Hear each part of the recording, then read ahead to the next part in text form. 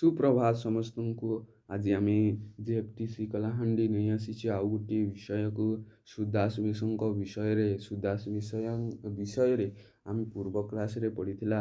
ଆଜି ଆମେ ତାଙ୍କର ଦୋହା ବିଷୟରେ ଆଲୋଚନା କରିବା।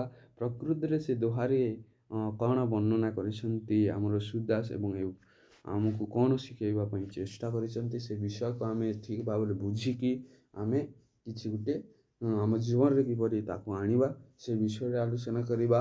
ତ ପ୍ରକୃତି ସେ ପଦ୍ଧତି କ'ଣ ଆଶା ଆମେ ଜାଣିବା। ତା ପୂର୍ବରୁ ମୁଁ କହିବି, ଏହି ଚ୍ୟାନେଲକୁ ପ୍ରଥମ କରି ଦେଖୁଛନ୍ତି ତାହେଲେ ସବସ୍କ୍ରାଇବ୍ କରନ୍ତୁ ଏବଂ ଏପରି ଅନେକ ଭିଡ଼ିଓ ଦେଖିବା ପାଇଁ ଚାହୁଁଛନ୍ତି ତ ସବସ୍କ୍ରାଇବ୍ କରନ୍ତୁ। ଆସ ଦେଖିବା ସେ ପଦ୍ଧତି କ'ଣ।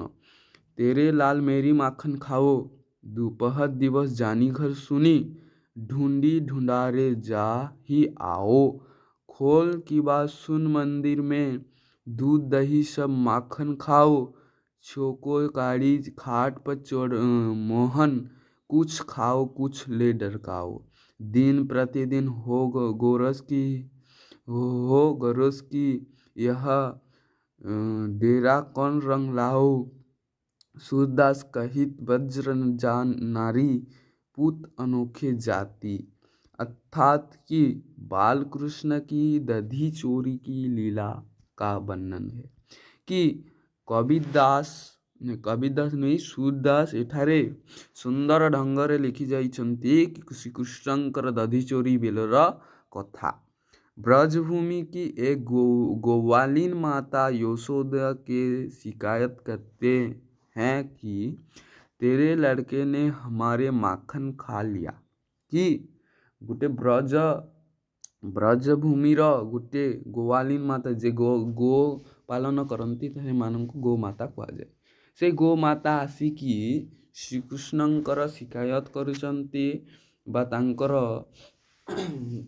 कौन अभियोग करुचंती। कौन ना अभियोग करुचंती। कि अभियोग करुचंती ना तोर पिला आसिकी आम घर जो किसी दही दूध जेकोसी प्रकार दही क्षीर तैयारी जिनिस को खाई दउछि।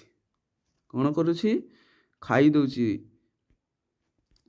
से द्विपहर बेले आमर 12 बजा सकाल 12 बजा कही पारमु द्विपहर की से समय जो जितेबेले छिना होइछे आमे तो जाउछु गाई चरेबा पाई घरर समस्ते तो जाउछन्ति किछि काम करिबा पाई से समय जाउछि से एवं से कबाड़ खोली दउछि कहले कबाट खोलिकी से घर भीतर को जाउछि एवं समस्त दूध दही को सबू को खाउछि। उसने सुनी घर का किबाड़ खोल दिया।